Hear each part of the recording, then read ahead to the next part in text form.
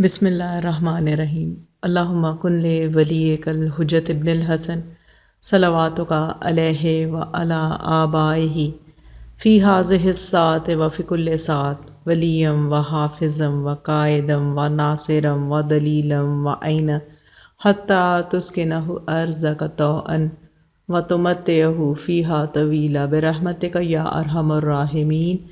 اللہم صلی علی محمد وآل محمد وعجل فرجہم۔ السلام علیکم کنیزان زہرا و منتظرین امام زماں۔ آج 11 رجب المرجب ہے 1441 ہجری۔ تو کنیزان زہرا و منتظرین امام زماں، آج کی ویڈیو میں آپ کو عمل داؤد کے بارے میں بتانا چاہوں گی جو رجب کے مہینے میں انجام دیا جاتا ہے۔ ویسے تو میں اعتراف کروں گی اپنی ایک کوتاہی کا کہ یہ ویڈیو مجھے ماہ رجب کے شروع میں بنانی چاہیے تھی تاکہ زیادہ سے زیادہ مومنین و مومنات اس کو سنتے اور اپنی زندگی میں سے عملی طور پر اس عمل کو انجام دیتے اور اس کے بے انتہا فوائد سے، فضیلتوں سے فیض یاب ہوتے۔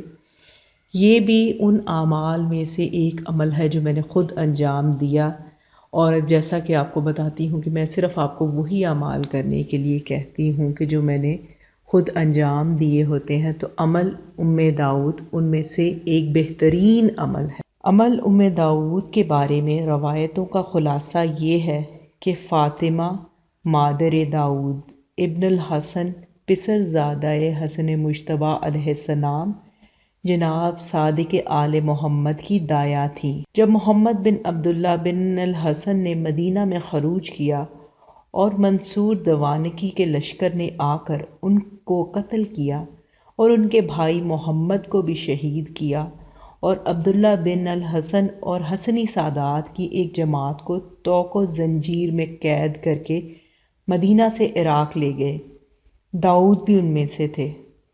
فاطمہ مادر داؤد کہتی ہیں کہ ایک مدت تک داؤد کی کوئی خبر مجھ تک نہ ملی۔ ہمیشہ الہا و زاری کے ساتھ دعائیں کرتی تھیں اور میری التجا پر برادران مومن اور دیگر بزرگ اور صالحائے دین بھی دعائیں کرتے رہے، لیکن قبولیت دعا کا کوئی اثر مجھے محسوس نہ ہوتا تھا۔ میرا رنج و ملال بڑھتا گیا، یہاں تک کہ غم سے میں لاغر و نحیف ہو گئی اور داؤد کی ملاقات سے بالکل مایوس ہو گئی۔ اسی اثنا میں نے سنا کہ حضرت صادق علیہ السلام کا مزاج ناساز ہے۔ میں آپ کی عیادت کو گئی۔ حضرت نے داؤد کا حال دریافت فرمایا۔ اس کا نام سن کر میں روئی اور کہا کہ مولا، میں آپ علیہ السلام پر فدا ہو جاؤں۔ داؤد تو عراق میں قید ہے اور میں اس کی ملاقات سے مایوس ہو چکی ہوں۔ آپ سے التماس ہے کہ آپ اس کے لیے دعا کیجیے کیونکہ وہ آپ کا رضائی بھائی ہے۔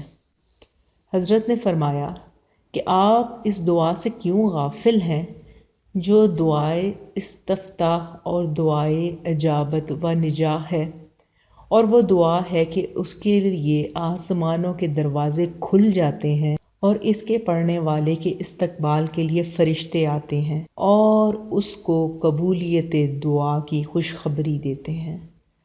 پس امام جعفر صادق علیہ السلام نے اس عمل کی ترکیب تعلیم فرمائی اور فرمایا کہ اس دعا کی حفاظت کرو اور نااہل کو تعلیم نہ کرو، کیونکہ یہ دعا نہایت جلیل القدر ہے اور اس میں اسم اعظم ہے۔ داؤد کہتی ہیں کہ اس دعا کو امام جعفر صادق علیہ السلام نے لکھ کر مجھے دیا، اور میں نے ماہ رجب میں جیسا کہ امام جعفر صادق علیہ السلام نے فرمایا تھا عمل کیا، اور 16ویں شب ماہ رجب بعد افطار روزہ و نماز عشاء تھوڑی دیر عبادت کر کے میں سوئی۔ خواب میں دیکھا کہ جناب رسول خدا صلی اللہ علیہ وآلہ وسلم مجھ کو فرماتے ہیں کہ اے مادر داؤد، بشارت ہو تجھ کو کہ جمیع ملائکہ و مرسلین اور شہداء تیرے مددگار اور شفیع ہیں، اور خوش ہو کہ حق تعالیٰ تیرے فرزند کا محافظ ہے اور بہت جلد انشاءاللہ وہ تیرے پاس آتا ہے۔ میں خواب سے بیدار ہوئی اور اتنے عرصے میں ایک بہت تیز رفتار سوار عراق سے مدینہ آ سکتا ہے۔ داؤد میرے پاس آ گیا۔ اس نے کہا، اے اماں، میں قید خانے میں نہایت سختی سے طوق و زنجیر میں گرفتار تھا اور رہائی سے نا امیدی تھی۔ جب ماہ رجب کی 15ویں تاریخ آئی تو میں نے خواب میں دیکھا کہ تم جائے نماز پر بیٹھی ہو اور تمہارے گرد کچھ بزرگ ہستیاں ہیں جو تسبیح خدا میں مشغول ہیں۔ ان میں سے ایک بزرگوار نے، جن کے متعلق مجھے گمان ہوا کہ وہ میرے جد امجد جناب رسالت مآب صلی اللہ علیہ وآلہ وسلم ہیں، مجھ سے ارشاد فرمایا کہ تجھ کو بشارت ہو کہ تیری ماں کی دعا تیرے حق میں قبول ہوئی۔ جب میں خواب سے بیدار ہوا تو منصور دوانکی کے ہر کارے قید خانے پر پہنچے اور مجھ کو طلب کیا اور رات ہی مجھ کو منصور کے پاس لے گئے۔ منصور نے حکم دیا کہ میری زنجیریں کاٹی جائیں اور 10,000 درہم دیے جائیں اور ایک تیز رفتار اونٹ پر مجھے سوار کر کے جلدی سے مدینہ پہنچا دیا جائے۔ اس عمل کا طریقہ جو امام جعفر صادق علیہ السلام نے تعلیم فرمایا وہ یہ ہے کہ ماہ رجب کی 13ویں اور 14ویں اور 15ویں کو روزہ رکھیں اور 15ویں تاریخ زوال کے قریب یا قریب زوال غسل کر کے، اور جب زوال ہو جائے تو پاکیزہ کپڑے پہن کر تنہائی کے مقام پر جائیں کہ جہاں کوئی شخص پاس نہ آئے، اور 2 رکعت کر کے 8 رکعتیں نافلہ ظہر کے پڑھے، پھر آداب و شرائط کے ساتھ فریضہ ظہر بجا لائے اور نماز ظہر کے بعد مزید 2 رکعت میں سورہ کے ساتھ چاہے پڑھے اور اس کے بعد 100 مرتبہ کہے یا قاضی الحوائج الطالبین، پھر 8 رکعت نافلہ عصر پڑھ کے ہر رکعت میں الحمد کے بعد 3 مرتبہ سورہ قل ھو اللہ اور 1 مرتبہ سورہ انا اعطیناک الکوثر پڑھے، پھر فریضہ عصر خشوع و خضوع کے ساتھ بجا لائے۔ نمازوں سے فارغ ہونے کے بعد پاکیزہ فرش پر بیٹھے اور 100 مرتبہ سورہ حمد اور 100 مرتبہ سورہ قل ھو اللہ اور 10 مرتبہ آیت الکرسی پڑھے، پھر ایک مرتبہ یہ سورتیں پڑھے: سورہ انعام جو پارہ نمبر 7 میں ہے، سورہ بنی اسرائیل جو پارہ نمبر 15 میں ہے، سورہ کہف پارہ نمبر 15 میں ہے، سورہ لقمان پارہ نمبر 21 میں ہے، سورہ یاسین پارہ نمبر 22، سورہ صفات پارہ نمبر 23، سورہ حامیم سجدہ پارہ نمبر 24، سورہ شورى پارہ نمبر 25، سورہ دخان پارہ نمبر 25، سورہ فتح پارہ نمبر 26، سورہ واقعہ پارہ نمبر 27، سورہ ملک پارہ نمبر 29، سورہ قلم پارہ نمبر 29 اور سورہ اذا السماء انشقت پارہ نمبر 30 سے لے کر آخر قرآن تک۔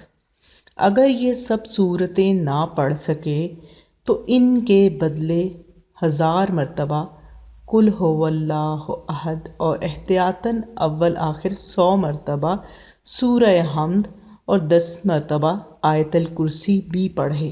ایک اور روایت کے مطابق بموجب سورہ حمد سے قبل 100 مرتبہ سبحان اللہ والحمد للہ ولا الہ اللہ اکبر کہے اور آیت الکرسی کے بعد 100 مرتبہ درود پڑھے۔ تو کنیزان زہرا عمل داؤد کی کچھ تفصیل آپ کے ساتھ شیئر کی۔ جو مومنات اور مومنین اس عمل کو انجام دینا چاہتے ہیں تو یہ عمل بہت جلیل القدر ہے، اور بے شک جیسا امام جعفر صادق علیہ السلام نے کہا کہ اس عمل کو کسی بھی نااہل شخص تک نہ پہنچایا جائے، اس کو تعلیم نہ دی جائے، کیونکہ اس عمل میں اسم اعظم ہے، اور اسم اعظم وہ اللہ تعالیٰ کا مبارک نام ہے جس سے یہ کائنات چل رہی ہے۔ امید کرتی ہوں کہ آج کی ویڈیو آپ کے لیے فائدہ مند ہوگی اور آپ کی زندگیوں میں پروردگار عالم اس عمل کے ذریعے اپنی بے انتہا نعمتیں، رحمتیں اور برکتیں نازل فرمائے۔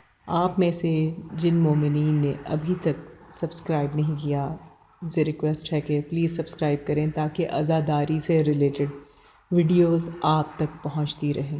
میں دعا گو ہوں پروردگار عالم آپ تمام مومنین و مومنات کو صحت و سلامتی عطا فرمائے اور خیر و عافیت میں رکھے۔ الہی آمین۔ ربنا تقبل منا انک انت السمیع الدعاء۔ اللہم صلی علی محمد و آل محمد و عجل فرجہم۔